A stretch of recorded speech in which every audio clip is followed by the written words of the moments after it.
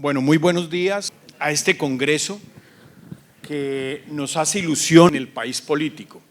Y luego, no hay país político que no afecte el comportamiento de los fundamentales económicos. Entonces yo retomo el tema y doy una perspectiva de cómo va Colombia en términos fundamentales, cómo va la inflación, cómo va el crecimiento, qué podemos esperar de un tema tan importante como es el dólar. Y tenemos aquí como los dos juegos, la parte política y la parte económica.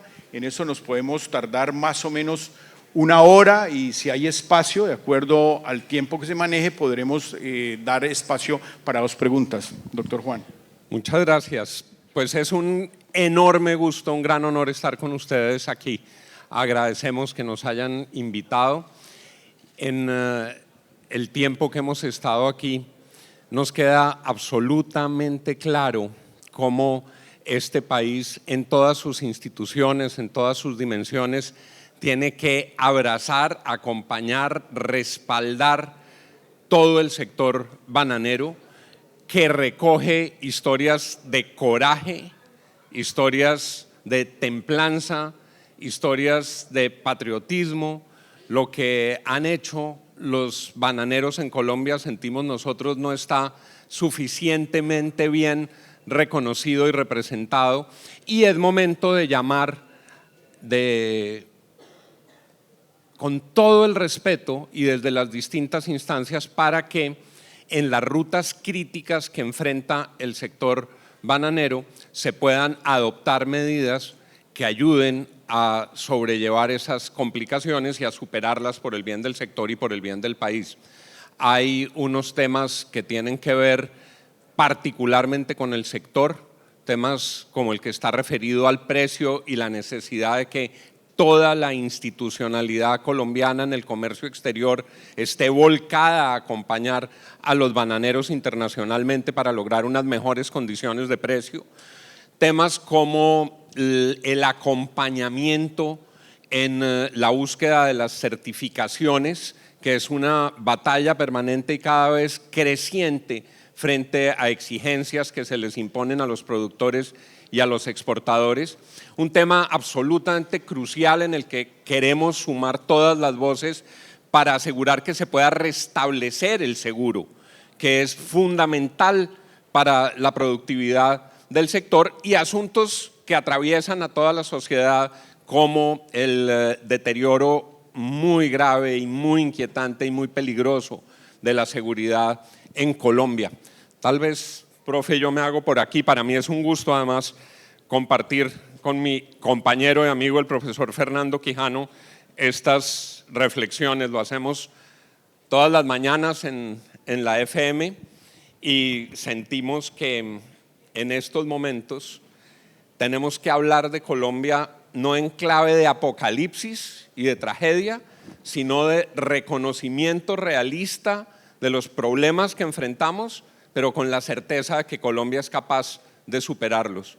Nosotros tenemos que emprender algo así como las diatribas contra el pesimismo, las diatribas contra todo lo que bloquea la capacidad de crecimiento y de producción en Colombia, desde el realismo, desde el reconocimiento de lo que nos ocurre.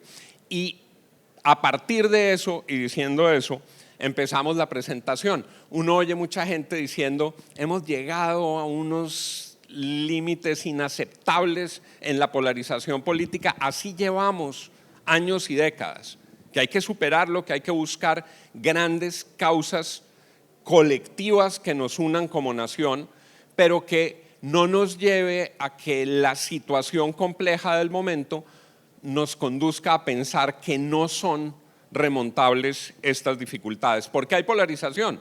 Empieza en el gobierno, para entender lo que ocurre en el gobierno del presidente Petro, con el mismo resultado de las elecciones presidenciales. Miren ustedes qué tenemos: un país en el que el gobierno se eligió con el 50.44% de los votos. Eso quiere decir que medio país acompañó al presidente y medio país no lo acompañó. Y eso explica que existan tantas divergencias en la aproximación política a los problemas del país. Y si ustedes lo cruzan con el potencial electoral del país, por el presidente de la República votaron 1 de cada 3 colombianos con capacidad de votar y 2 de cada 3 no votaron por el presidente. Eso explica también que exista un cortocircuito a veces entre propuestas del gobierno y la aceptación ciudadana. Eso se expresó en las urnas y después de una elección muy particular en la que para la segunda vuelta el candidato Rodolfo Hernández prácticamente no apareció. Yo lo digo con todo respeto, con toda consideración, si uno hiciera el ranking mundial, universal, interplanetario de los peores candidatos del universo, Rodolfo estaría fuera de concurso. Rodolfo decidió no hacer campaña, Rodolfo decidió dejar el camino libre y con todo y eso, la diferencia fue una diferencia bastante estrecha de cerca de 600.000 votos que le permitió al presidente a duras penas obtener ese 50.44%. ¿Quién soy yo para juzgar la gestión del gobierno? No lo quisiera hacer. Cuando uno se pregunta cómo está percibiendo el país, el gobierno, hay un elemento que es útil, que es la revisión de las encuestas de opinión. Y hay una que es una serie que se está haciendo desde la época de César Gaviria, que a lo largo de los años y las décadas ha ido midiendo cómo evalúan los colombianos al jefe de Estado. Esta, me refiero, es la medición de Inbamer y esta es la última que se presentó en el mes de abril. Lo rojo es desaprobación, lo verde es aprobación. Si ustedes ven, arranca aquí desde Gaviria y va hasta Gustavo Petro. El presidente tiene hoy un altísimo nivel de desaprobación. Lo dice esta encuesta, repito, que es la más grande y la más constante que se practica en este frente. Si ustedes ven, la desaprobación es prácticamente el doble de la aprobación. Lectura desde un lado, pero para el 360 grados que tenemos que hacer, hay que decir que no es la primera vez que Colombia tiene esa desaprobación. Que si uno lo mira en los gobiernos anteriores, la desaprobación que tuvo en momentos el gobierno del presidente Duque fue mucho más alta. Y si ustedes ven la desaprobación de Juan Manuel Santos en momentos fue mucho más alta. Entonces, ni es cierto lo que dicen algunos que después de la elección regional Petro quedó acabado y que ya terminó el periodo de Petro, no es verdad. Sus números no son peores que los que tenía Iván Duque, pero tampoco es cierto, como dicen desde el otro lado, que ya hay un camino de reelección de esas banderas que permitiría pensar que el próximo gobierno va a ser un gobierno que continúe las banderas del presidente Petro. ¿Qué mensaje hay con eso? Colombia se está jugando todo. Las elecciones del 2026, que son unas elecciones cruciales, se están jugando día a día en la opinión pública y va a depender de la capacidad de los líderes en uno y otro lado de interpretar un país que está sufriendo y de proponer unas ideas y unas causas y unas banderas que puedan unificar en torno de un propósito de país.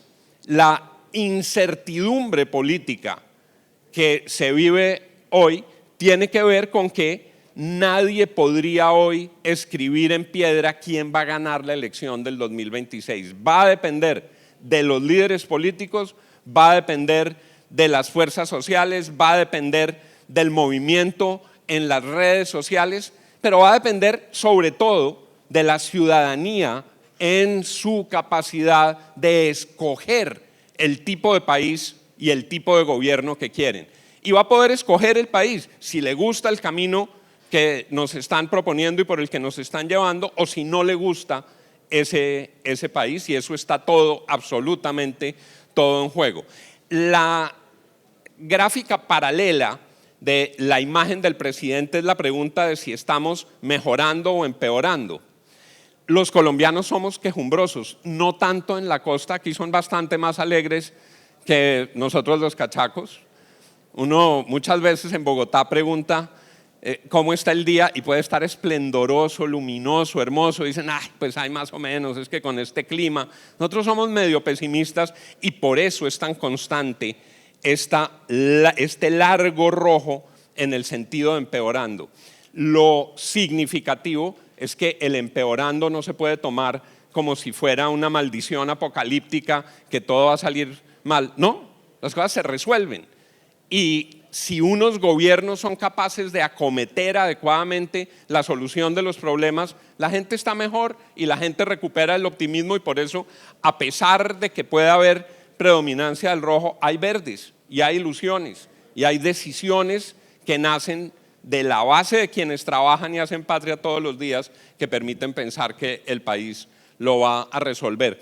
Yo tengo la sensación de que ese negativo fue, como dicen en términos militares, helicoportado, que ese negativo llegó en helicóptero, y eso se produce justamente en la fecha donde se hacen los cruces. Y esto lo menciono porque es el tema que está atravesando la vida de Colombia, y para los bananeros sí que es duro, y para los bananeros sí que es complejo, y es que estamos viviendo unos momentos de enorme inseguridad de distinta característica. Hay inseguridad urbana, hay bandas urbanas, hay pérdida de control territorial, hay demasiados grupos en conflicto por el territorio que han generado no solo una sensación de inseguridad, sino un deterioro físico,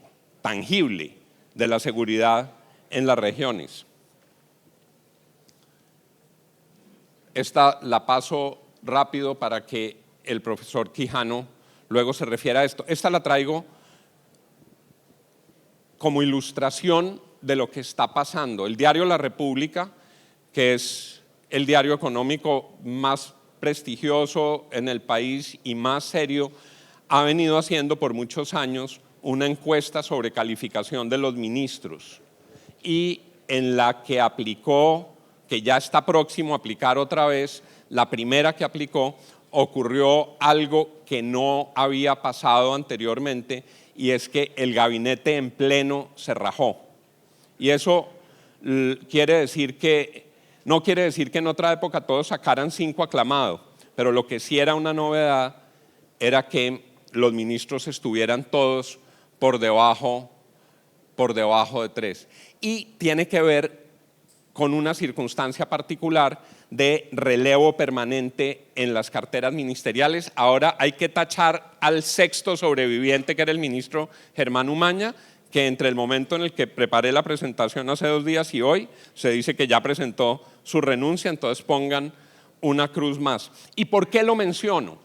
Porque ha resultado difícil la consolidación de políticas públicas y la consolidación de programas de gobierno con una movilidad tan alta en las carteras. Si lo llevan al nivel de los ministros, solo 5 permanecen.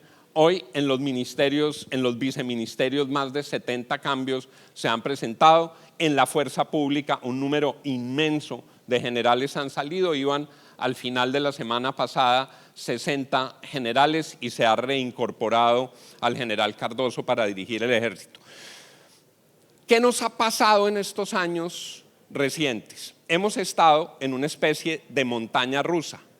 No sé si ustedes se han montado en la montaña rusa, que uno arranca un pedacito y va tranquilo, y luego empieza a subir y luego se descuelga y uno cree que se va a acabar el mundo.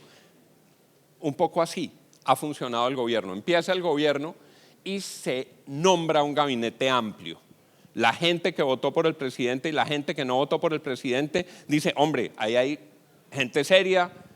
Al presidente Petro le quedó mucho país en ese gabinete. Había unas personas muy importantes como José Antonio Campo, es el economista más citado en la Academia Económica Internacional, es el economista más importante de Colombia, para decirlo en resumen. El exministro Alejandro Gaviria, una persona como Cecilia López, el sabio Jorge Iván González, unas figuras icónicas en su campo, Marisabel Urrutia en deporte, Patricia Ariza, un gabinete muy sólido que recogía mucho país. Ese gabinete se acompañó de una gran fuerza parlamentaria al comienzo. El petrismo, quienes eligieron a Gustavo Petro, vienen de dos grandes canteras políticas, para entender cómo se conformó esa mayoría. Si uno le pone nombres y apellidos para facilitar el ejercicio, son por un lado los Gustavo Bolívar y por otro lado los Roy Barreras. Los Gustavo Bolívar habían acompañado al presidente por muchos años, hicieron política con él, han compartido sus banderas, banderas políticas legítimas en un país desigual, en un país lleno de pobreza, en un país lleno de exclusiones, personas que sinceramente habían creído en eso. Pero con eso el presidente Petro no pudo ganar en el 2018. Con eso el presidente Petro no tenía la mayoría. ¿Cómo hacía para ganar? Necesitaba a los Roy Barreras. Entonces se le sumó a la base popular un grupo muy caracterizado de la clase política que Gustavo Petro había combatido siempre. Entonces, antiguos compadres del presidente Uribe, antiguos adoradores del Centro Democrático, antiguos voceros de la derecha colombiana terminaron adelantando una tarea política para completar esa votación. Ese era de alguna manera este pulso que fue una pelea abierta. Y uso los nombres porque todo lo que les estoy diciendo ocurrió en público. Cuando llega Roy Barreras, Gustavo Bolívar dice: a nosotros no nos gusta que llegue esa gente. Nosotros hemos combatido esa manera de hacer política, nosotros queremos otra cosa. La primera batalla política la gana Gustavo Bolívar. ¿Cuál es la primera batalla política? La lista de Congreso. ¿Quién encabezó la lista de Congreso de Petro? Gustavo Bolívar. ¿Qué renglón le dieron a Roy? 5 renglones más abajo. Se eligen y la arepa se da la vuelta. Y Roy Barreras le da sopa y seco a Gustavo Bolívar en los pasillos del Congreso y se vuelve el presidente de Congreso con la coalición más grande de la historia reciente. Roy Barreras le entrega a Gustavo Petro una coalición que era indestructible en ese momento. Ganan el Senado, ganan la Cámara, ganan las comisiones y viene una hemorragia legislativa. Presentan 600 proyectos de ley, había 200 que venían en tránsito y entonces al país nos dicen: ojo, hay 800 proyectos en trámite en el Congreso de la República con una mayoría aplastante en cabeza del gobierno nacional. El dólar se va a 5.000 pesos, entre otros factores. La gente dice: esto se barajó todo, van a sacar todas las reformas y empiezan las peleas internas, el radicalismo de unas reformas con razones populares en muchas de ellas, con sentido social en muchas de ellas, pero con un profundo radicalismo. Empiezan a tener problemas esas reformas y empieza un fenómeno inédito en la política reciente, que son escándalos y denuncias nacidos de su propia casa. En esa primera cascada presentan esta agenda, rápido Ocampo saca la primera reforma tributaria, prorrogan la ley de orden público, que era la cuota inicial de la paz total, pero esta es la hora en que no ha salido la ley de paz total, y sacan a las volandas el Ministerio de la Equidad, que acaba de tumbar la Corte, porque a pesar de tener esa mayoría, no habían cumplido con los trámites adecuados. Y entran la pensional, la laboral y la de salud con los asuntos tan polémicos que ahí se discutían. Este verde era el apoyo que tenía el presidente Petro en ese momento. Esas reformas tenían la vocación de haber sido aprobadas con mucha prontitud. Empezaron las peleas, todos contra todos, una agazapera diaria. El presidente peleaba con Claudia López, peleaba con Iván Duque. Obviamente a él también le peleaban, eso es de lado y lado, pero el ambiente de pugnacidad fue lo que vivimos al comienzo del gobierno. Una pelotera constante, a todas horas, que uno decía: qué fatiga, no más peleas todas las mañanas, pero eso era lo que ocurría. Y vinieron estos escándalos. ¿Cuál es la particularidad de estos escándalos? Que son nacidos del interior del círculo del presidente de la República, lo que genera un impacto mucho más fuerte en la opinión pública. El escándalo de la financiación de una campaña cualquiera denunciado por la Fiscalía o por un opositor político tiene una connotación distinta que el escándalo nacido de la propia casa. Nosotros trabajamos en una organización de medios que, entre otras cosas, hace telenovelas. No sé si vieron Ana de Nadie o Rojo Carmesí. Y RCN, y RCN se ha ido especializando en conseguir buenos libretistas. Y uno les pregunta a los libretistas, oiga, ¿cuál es la clave para tener una buena novela? La realidad de Colombia en los últimos meses es la mejor telenovela que a mí se me ocurre. El libretista le dice a uno, mire Juan, la primera cosa clave para que la gente se entusiasme con una novela es que usted le meta sexo. Piensen en los escándalos que hemos vivido. Es esencialmente un tema de amores y desamores. ¿Qué más necesita la novela? Eso no es sexo tranquilo, apacible, en el refugio idílico. Eso es con cachos. Eso es así que tenga que estremezca a la gente. Métale cachos. Pero que no sean cualquier cacho. Que sea cachos con la mejor amiga. Y si le falta el sexo, los cachos, la mejor amiga, de pronto hasta métale poder y plata. La receta perfecta de la telenovela es lo que hemos visto en estos días. Si no fuera tan dramático lo que vive Colombia, parecería una broma. Cómo se monta una telenovela en la que la exnuera del jefe de Estado, porque el hijo del jefe de Estado le puso los cachos con la mejor amiga, la que llevó a la casa, cuenta que llegaba plata del narcotráfico supuestamente para financiar la campaña. Ese señor saca 10 sobre 10 en libretos. Es nuestra realidad y los procesos están en curso y dirá la justicia qué fue lo que ocurrió. El mejor amigo empieza con el tema. El mejor amigo. Luego, la persona más poderosa en el palacio, luego la exnuera, el círculo más íntimo, luego el hijo. Eso tiene, hay que decirlo hoy, un debate judicial muy amplio porque esos testimonios, dicen la justicia no los podrá tener en cuenta porque él dijo que lo habían presionado para sacar la carátula que sacó Semana en la que decía que su papá sí sabía. Y si algo faltara, el hermano dijo que sí había existido un pacto. Fue al balcón de la alcaldía y aquí ocurrió lo mismo. El presidente volvió a acudir al balcón. Las imágenes son casi paralelas de cuando el alcalde estaba en la alcaldía y el presidente estaba en la alcaldía y lo iban a sacar, y lo que ocurrió cuando arrancaron todas estas cosas y llamó a las marchas que habían sido un escenario muy del presidente de la República. La calle era petrista, la oposición reacciona y ya la calle es una calle compartida entre el gobierno y la oposición y hubo una réplica de grandes movimientos ciudadanos. ¿La oposición se ganó la calle? No. ¿Petro se ganó la calle? No. Está todo en juego en un país que está tomando decisiones políticas. Esas marchas, en una y otra circunstancia, fueron generando los procesos de movilización y vinieron las elecciones regionales.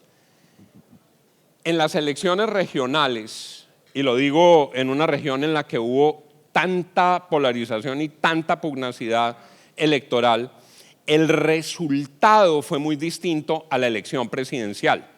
Si uno midiera un pronóstico político por las regionales, diría el petrismo perdió la parte más significativa de su patrimonio político. Digamos que el presidente en Bogotá había sacado 2.200.000 votos y Gustavo Bolívar sacó 600.000. Tenían la alcaldía de Medellín y la perdieron, tenían la alcaldía de Cali y la perdieron. Las elecciones territoriales, en términos políticos, que es de lo que se trata este tramo de la presentación, fueron un triunfo para la oposición. Pero una cosa es Petro y otra sus candidatos. Gustavo Petro y Álvaro Uribe, por ejemplo, que son tan distintos y con tantas discrepancias y otra vez tienen una pugnacidad muy fuerte, se parecen en una cosa, y es que los votos grandes los ponen ellos. Una cosa es un candidato que dice que es de Petro y otra muy distinta cuando Petro hace la campaña. En la campaña de las elecciones territoriales, la verdad fue que el presidente no estuvo presente y perdieron sus candidatos en esas zonas, en otros ganaron, pero digamos hubo un retroceso fuerte. Y después de eso, después de la polarización de la campaña, en la montaña rusa viene otra vez el llanito. Y el presidente dice, vamos a reunirnos con los cacaos. Vengan, nos damos un abrazo, entre todos tenemos que sacar adelante el país. Y entonces va el doctor Luis Carlos Sarmiento, van los miembros de la familia Santo Domingo, van a la casa de huéspedes de Cartagena y el país dice, bueno, parece que esto ahora sí va a tener un muy buen nivel de diálogo. La reunión fue fructífera, hay unos resultados, el doctor Sarmiento está haciendo unas inversiones en La Guajira, pero esa paz duró poquito. Esa paz fue de corta duración porque vino el viacrucis de las reformas con los agridulces que tienen. Se hundió salud, dicen que la van a volver a presentar. La laboral, que es una reforma muy compleja en sus implicaciones, es una reforma que ya en esta legislatura no va a pasar, pero seguramente la vuelven a presentar, y ven la pensional que va contrarreloj para terminar legislatura, a ver si en la Cámara la logran sacar. En ese escenario, lo que ha ocurrido es que cambió la composición del Congreso, el presidente ya no tiene la mayoría, el presidente ya no tiene esa fortaleza, vino el escándalo gigantesco de los carrotanques que está en pleno desarrollo y que compromete a muchos dirigentes políticos. El presidente plantea una constituyente para transformar asuntos esenciales de la vida colombiana y aparece una suerte de nueva polarización y radicaliza el presidente sus nombramientos. Los últimos nombramientos son ya no de José Antonio Ocampos, ya no de Cecilia López, ya no de Alejandro Gaviria, son de personas duras en su proyecto político. Gustavo Bolívar va a Prosperidad Social, Cielo Rusín va a la superintendencia, Carlos Ramón González va a la Dirección de Inteligencia, Alexander López va al Departamento de Planeación. El gobierno que tenía un planteamiento de representación amplia en posiciones claves está cerrando filas.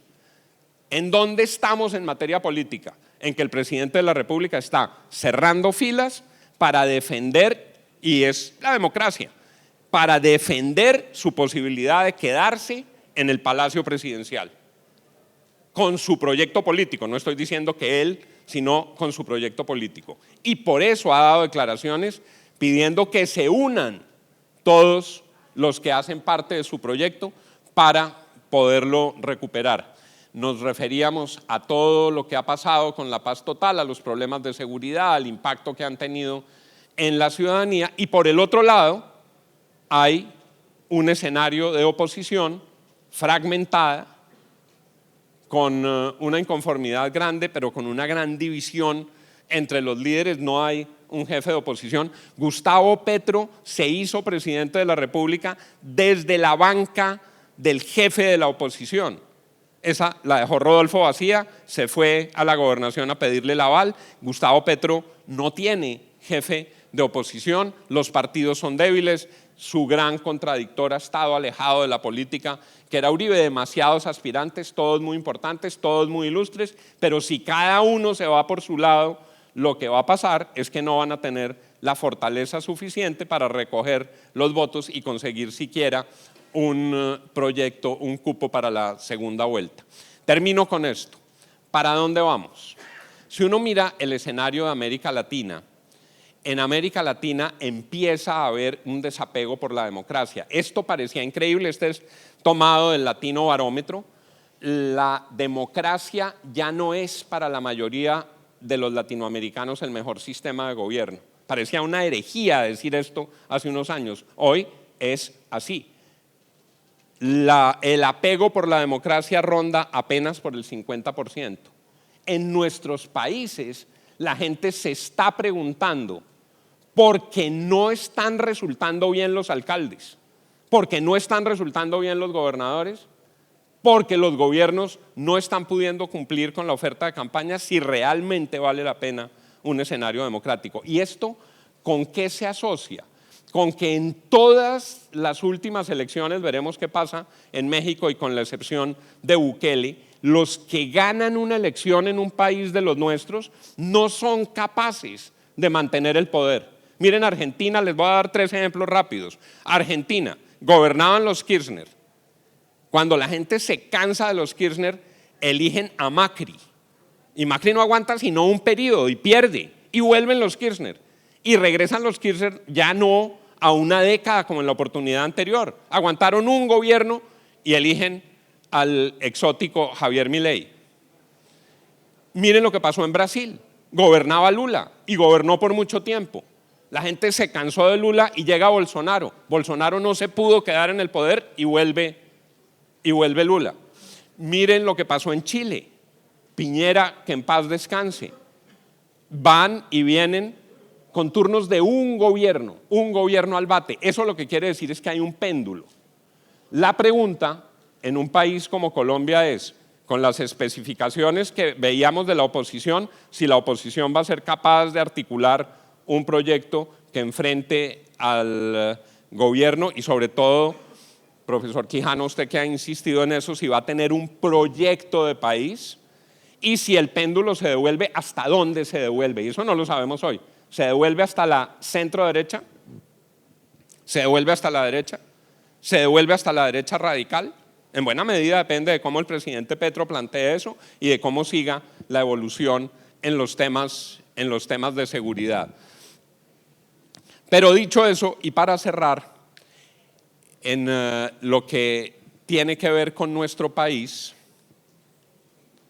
eso me da pena volverlo a pasar.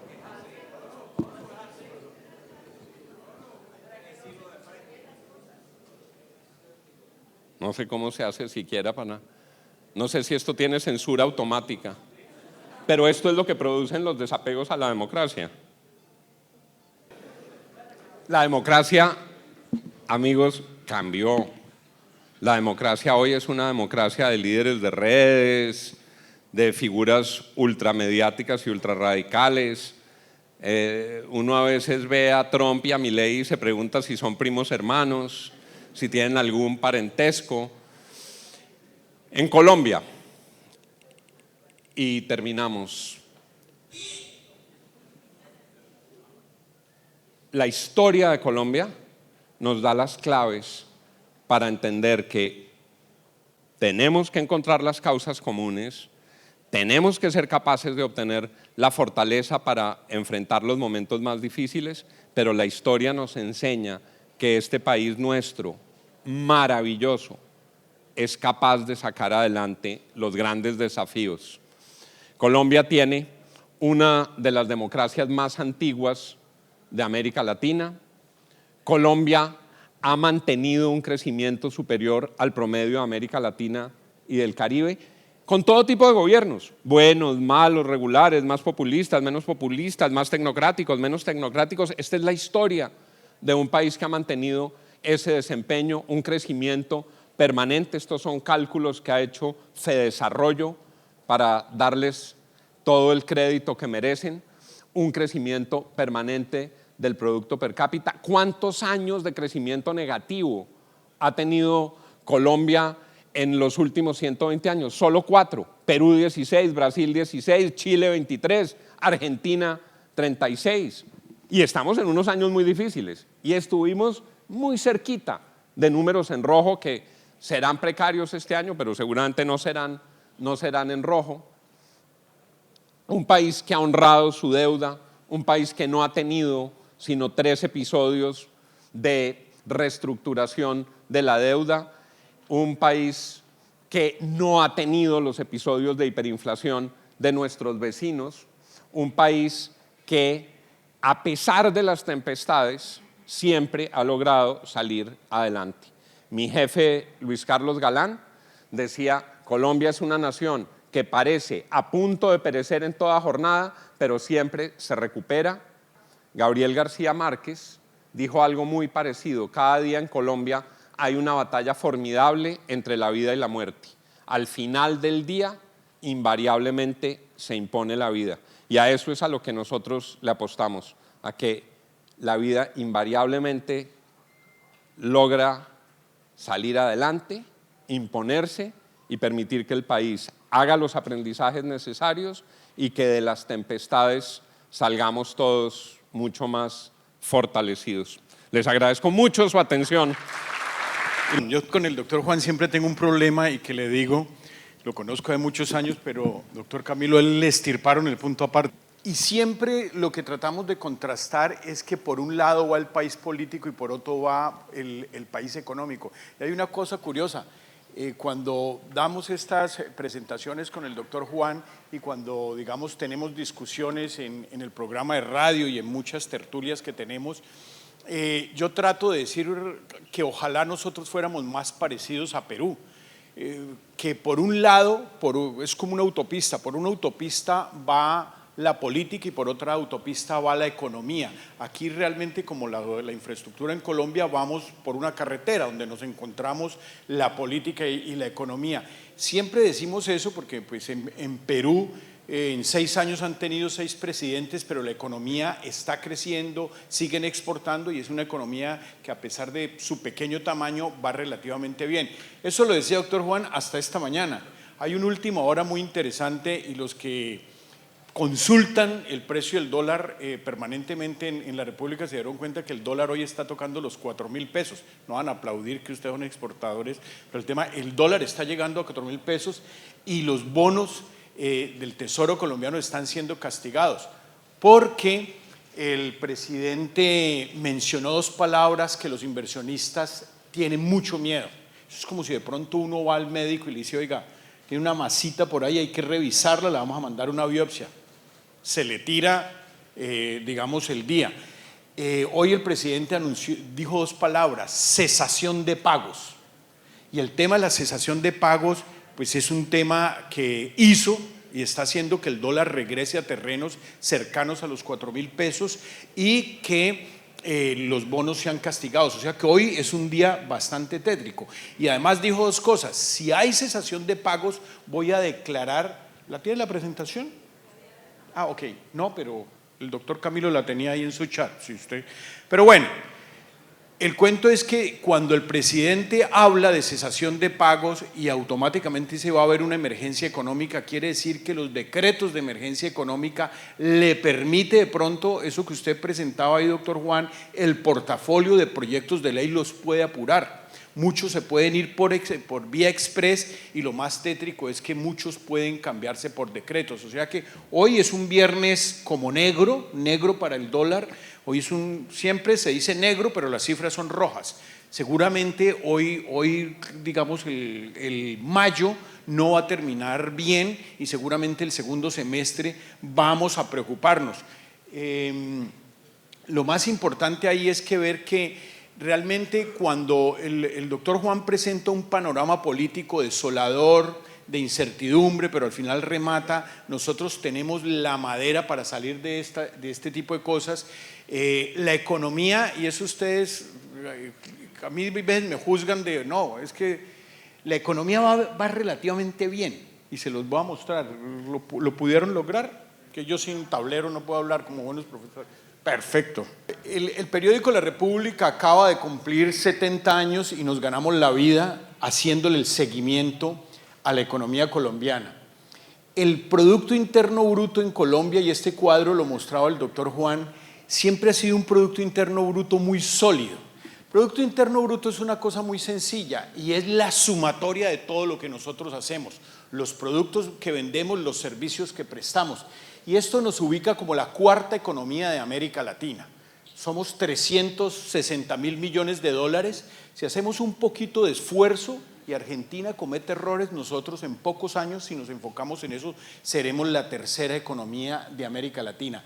360 millones de dólares, que este es el crecimiento. El crecimiento en la línea roja, entre en el 2007 y el 2014, más o menos tuvimos un repunte enorme vía precios de petróleo. Vendimos petróleo casi, su pico fue $160 el barril y realmente ha sido un buen comportamiento.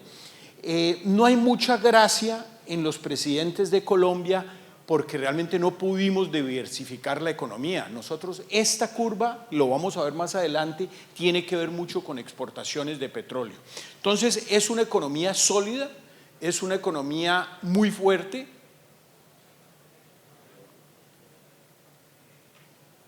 Ayer conocíamos un poco más que digamos de la producción y la exportación del banano, sobre todo, y uno de los descubrimientos de las cosas que uno aprende en este tipo de escenarios era la conformación y realmente cuánto aportan las regiones a ese Producto Interno Bruto que yo les menciono de 360.000 millones de dólares.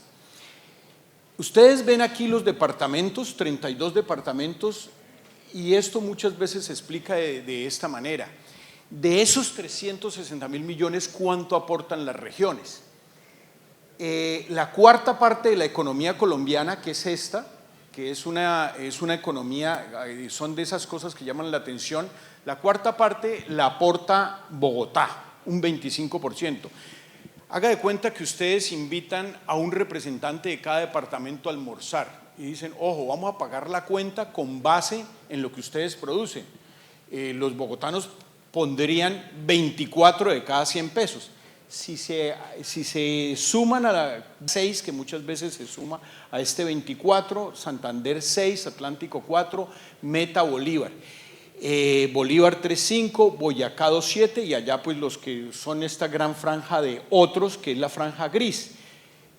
Magdalena 1,3. Cuando uno, digamos, escuchaba al doctor Juan y dice la realidad política colombiana muchas veces se está fijando y el derrotero tiene que ver con quiénes votaron por Petro, quiénes son petristas, quiénes son antipetristas, pero no hay un concepto de país. Por estos días ha sido bastante, digamos, famoso, relevante el gobernador de Antioquia cuando habla de la vaca por la región y que habla de recuperar.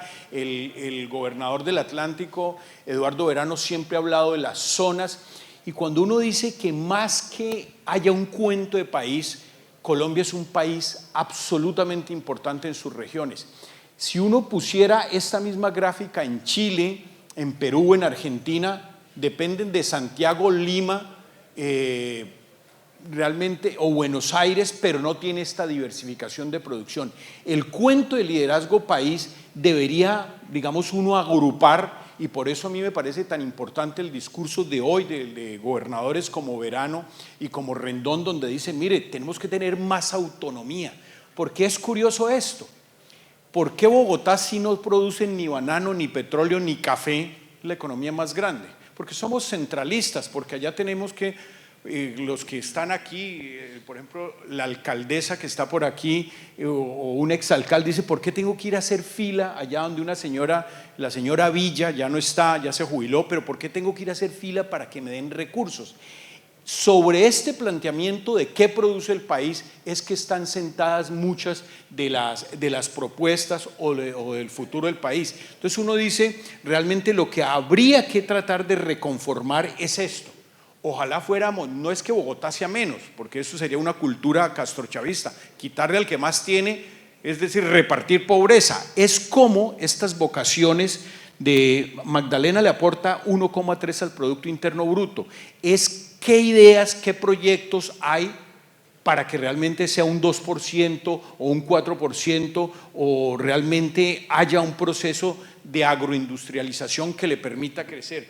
Este pensamiento del país es el que ayuda a que las propuestas políticas sean mucho más, digamos, mucho más seductoras. Nosotros hacemos un ejercicio diario y es ¿cuánto? La pregunta cuando ustedes, digamos, tienen que hacer o trabajan en un modelo de negocios es cuánto va a crecer la economía ya en 3 semanas. Ya estaremos en un nuevo mes, el segundo semestre del año, y el doctor Juan presentaba una cosa bien importante y yo en eso también soy optimista. A pesar de todos los nubarrones políticos, Colombia, y esto es lo que siempre reclama el presidente dice, este es el gran decrecimiento de la pandemia, pero Colombia siempre ha estado en rojo. Y a pesar, y cuando uno compara con países de la región, es más o menos este comportamiento. Si bien crecer al cero es casi no crecer, pero por lo menos estamos creciendo en terreno positivo. Y si uno proyecta todo el segundo semestre, uno podría decir que Colombia puede estar creciendo este año alrededor de 1,5, 1,7 y que las noticias económicas no sean realmente tan malas como se había planteado. El crecimiento muchas veces, obviamente para hacerlo real hay que cruzarle la tasa de inflación. La tasa de inflación es la azul y particularmente el ministro de Hacienda, Ricardo Bonilla, lo que más saca pecho es cómo ellos han ido bajando la inflación. La inflación está en 7,36, el crecimiento en 0,7, o sea que ya casi tenemos una brecha de crecimiento real mucho más importante. El otro, digamos, este es el pronóstico que hacen. Hacemos el recorrido con pues, los que proyectan la economía, el Fondo Monetario, Moody's, la Organización para la Cooperación y el Desarrollo Económico, Bancolombia, el BBVA, y todos, el pronóstico es más o menos, cuando uno saca el promedio, es que la economía en Colombia, o sea, esos 360.000 millones de dólares, va a crecer, creería yo que va a estar alrededor de 1%, que sería de lejos un buen crecimiento. El otro, digamos, factor para tener en cuenta y que lo vamos mejorando es la inflación. La inflación en los gobiernos ha tenido ese comportamiento. La inflación como tal es una palabra que también asusta, pero realmente uno debe manejarla es como la variación de precios, siempre, y eso es entre 2 y 4%, y es lo que se proyecta. Ese 7,16 que es en este momento puede bajar a final de año más o menos al 5% y seguramente el próximo año volverá a terrenos de 4% si no pasa nada más. Cuando la inflación está en terrenos altos, es decir, y preocupantes, llegó a tener Colombia la tercera inflación más grande de América Latina, la más alta es la Argentina, que está casi en el 100%, la venezolana, que ya ni la cuentan. Colombia tenía ese tope de inflación casi del 15% y la herramienta monetaria para bajar la tasa de inflación es las tasas de interés. La tasa de interés se mantuvo y cuando uno escucha a Bonilla y al presidente dice cómo gran parte de que la economía no crezca tiene que ver con esto. La tasa de interés estaba en 13%, las últimas reuniones del Banco de la República las baja más o menos 0,25 en cada reunión, 25 puntos, y ya la tenemos un poco más baja. Seguramente por ahí en julio debe estar en términos del 9%, que podría ser una tasa de interés que sea mucho más aceptable con digamos, con un desempleo o unos fundamentales que se pueda manejar con mucho más asertividad en políticas públicas. Hay una cosa bien importante, y estas son cuando uno analiza las cifras económicas, en Colombia el desempleo casi siempre ha sido el mismo. No hay países con desempleo cero, es decir, no hay países donde haya pleno empleo, porque siempre va a haber una población analfabeta. Del año pasado, y lo proyectan hacia atrás, ustedes se dan cuenta que en Colombia más o menos siempre hay 2,5 millones y medio de desempleados. No ha logrado hacer nada real, ni la reforma laboral que está cursando en el Congreso, ni mucho menos la reforma pensional que está a la vuelta de la esquina de convertirse en ley, trabaja este tema.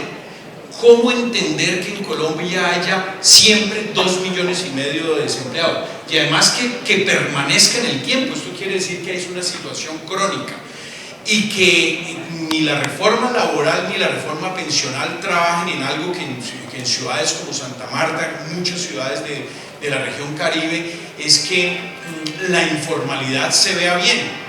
Es decir, que a la gente lo que hace el DANE de preguntarle sale a la calle, porque en eso es juicioso el DANE, hace una encuesta y le pregunta a las personas: ¿usted está buscando trabajo? Y la persona se está cuidando carros y dice: no, yo me gano la vida cuidando carros y además gano 100.000 pesos diarios.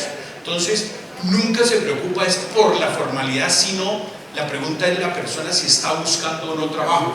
Esto es como esos asteriscos que uno le pone en el curso de economía, que dice el DANE debe trabajar más, es en preguntarle no solamente si tiene trabajo, sino qué tipo de trabajo y qué calidad de trabajo, si paga, si cotiza para las pensiones, si tiene riesgos profesionales o si realmente es una persona que está en camino a formalizarse, por ejemplo.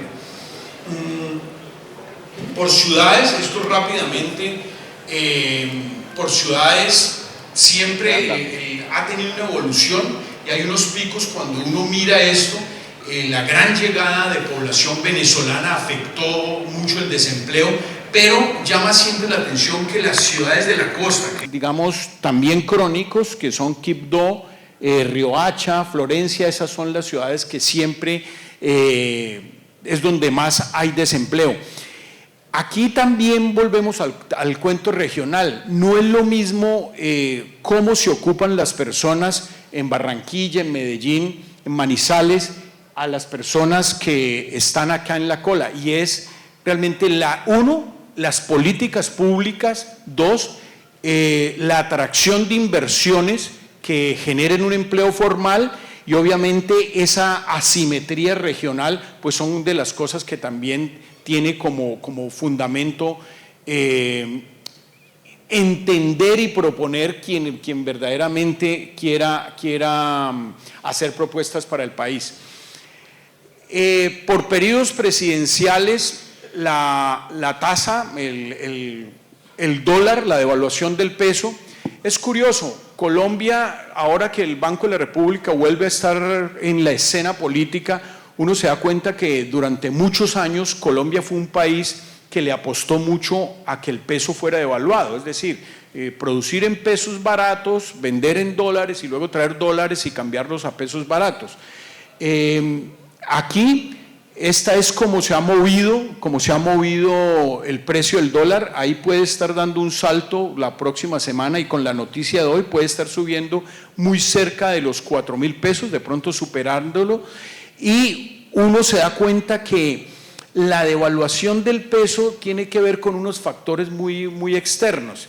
Siempre le hace, cuando alguien en el salón de clase o en un auditorio como este sigue las curvas, dice, pero bueno, ¿qué hace que el dólar cuando ganó el presidente Gustavo Petro? Hubo incluso analistas dentro del mismo periódico muy reputados que dijeron: no, el dólar Petro va a ser de 5.000 pesos. Un solo día, 2 jornadas, se mantuvo el dólar a 5.000 y volvió a caer. ¿Qué pasa? ¿Y por qué hay una revaluación del peso? Los más juiciosos dicen, por ejemplo, ¿cuál es el impacto del narcotráfico en la cotización del dólar? El Banco de la República debería hacer un estudio muy certero de cuál es el impacto de las economías subterráneas en el Producto Interno Bruto. Cuando uno habla de la economía colombiana en escenarios internacionales, siempre se le hace esa pregunta. Bueno, Colombia es famoso por el narcotráfico. ¿Cuánto pesa la cocaína en su Producto Interno Bruto? Entonces uno tiene que remontarse a un estudio de Eduardo Lora en el 2006, que es el 4% del Producto Interno Bruto. Eso es grande. Y cuando le dicen, pero bueno, es que el dólar no sube porque el narcotráfico pues obviamente presiona mucho eso, y hay gente que me dice, por ejemplo, vaya al suroccidente colombiano, vaya a Pasto, a Popayán o a Cali un viernes y a las 3 de la tarde usted puede conseguir dólares, billetes de $20 a 3.300 o a 3.400, o para dónde se va la producción de 200.000 hectáreas de coca. Eso tiene que verse en eso. Para, digamos, el comentario político se puede dejar por ahí, pero todavía no hay un estudio económico actualizado que responda cuál es el peso del narcotráfico en el valor del dólar. De momento, sí es verdad, digamos, hay grandes, digamos, presiones históricas que están haciendo que realmente nuestra economía sea afectada por eso. Nosotros tenemos dos índices propios, copiados un poco de la revista The Economist, que es la revista de mayor influencia en el mundo económico. El Big Mac, The Economist coge cuánto vale un Big Mac en todo el mundo y por ciudades y mira cómo es el poder adquisitivo de esas personas en los países. Nosotros hicimos el del pollo asado. Y es cuánto vale un pollo asado en Santa Marta, en Riohacha, en Popayán, para ver cómo varía y cómo es el poder adquisitivo de las personas. Y tenemos uno muy interesante que tiene que ver, no lo hemos liberado, seguramente en otra oportunidad se los muestro con detalle, que es que usted me puede preguntar, ¿cuál es el grado de dolarización de Santa Marta?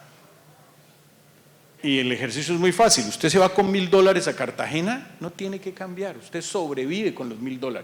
No tiene que pasar al peso colombiano. Usted paga el hotel, paga la comida, puede incluso comprar artesanías, no tiene que pasar.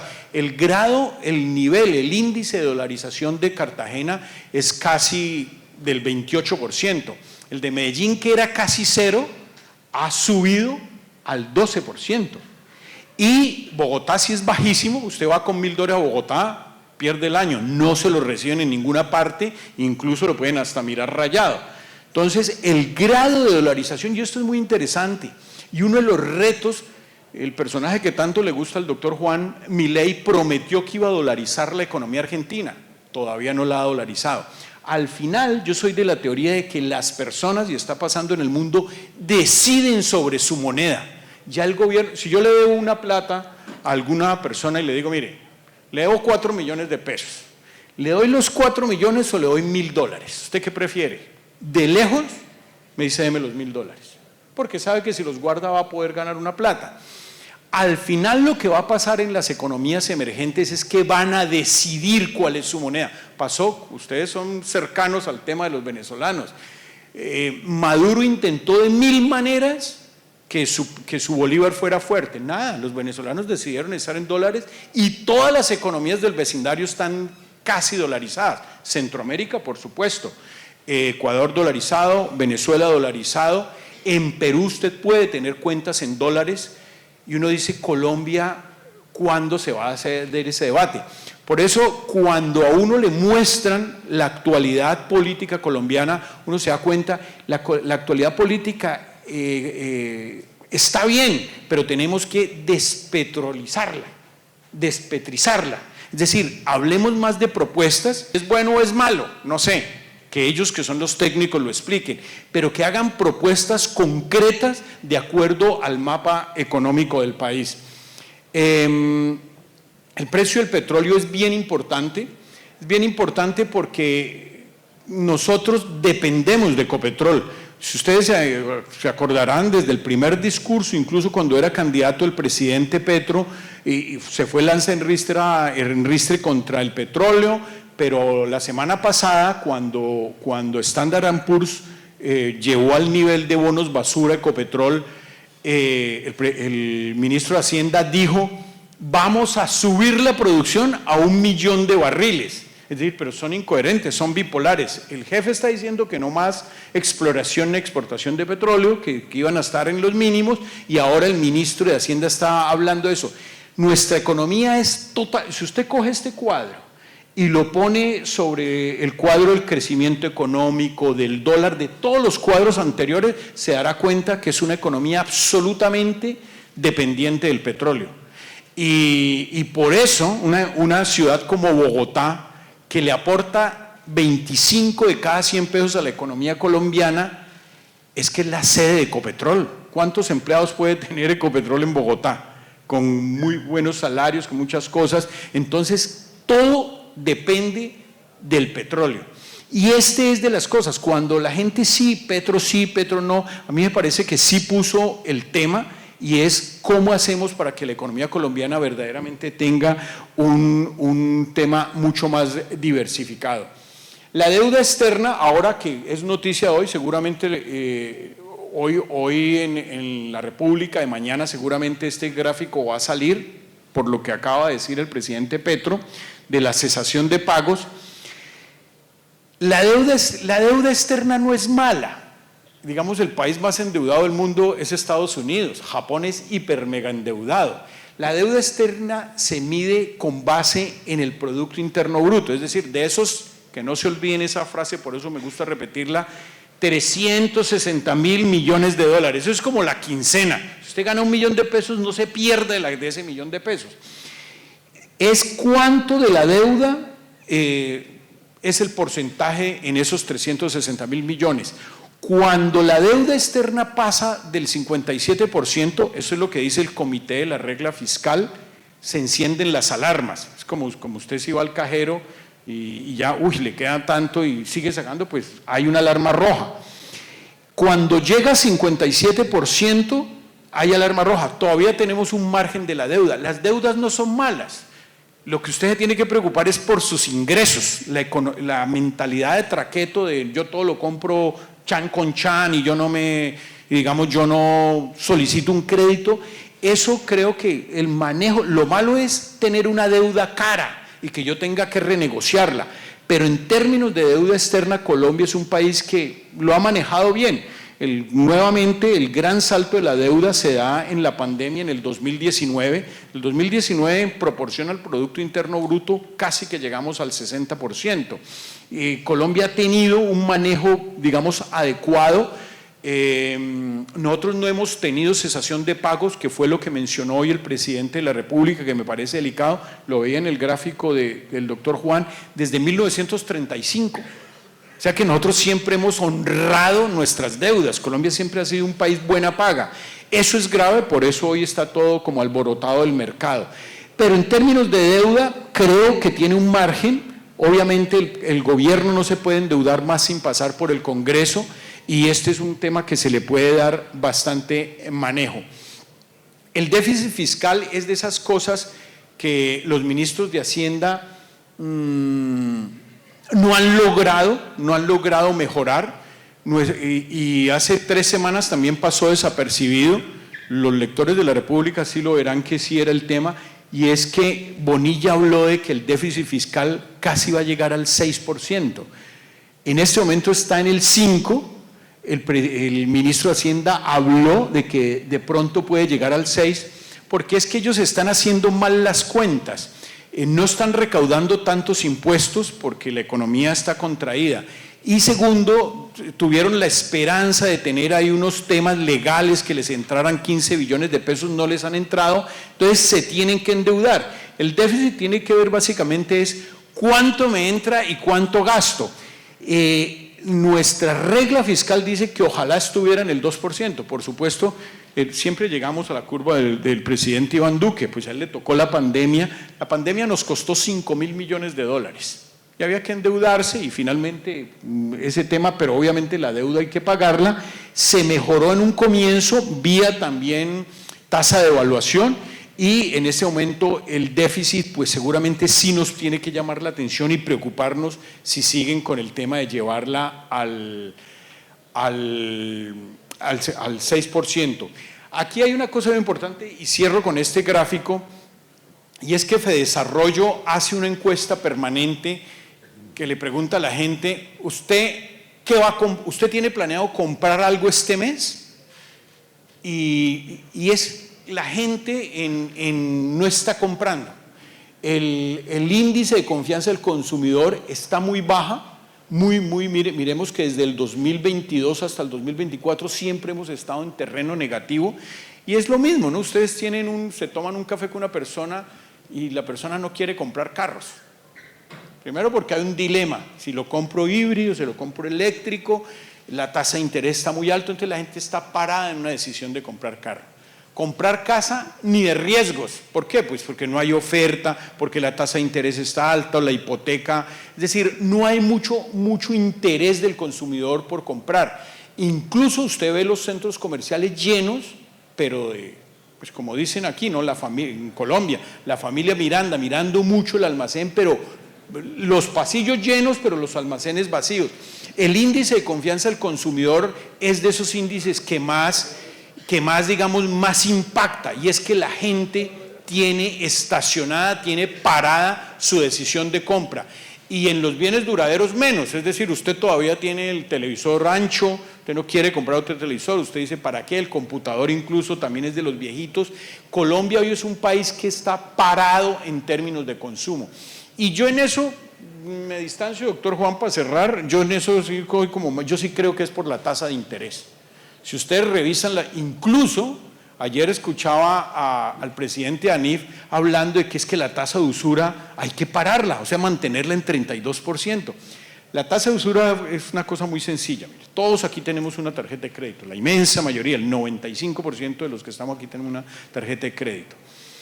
Esa tarjeta de crédito, independientemente del banco que tenga, siempre se la ponen un puntico más bajo de la tasa de usura. La tasa de usura es de cada mes, hoy debe estar en el 32%. Como ANIF salió a decir que no la bajaran tan rápido, seguramente se va a mantener en 32% en junio, que es el mes de las vacaciones.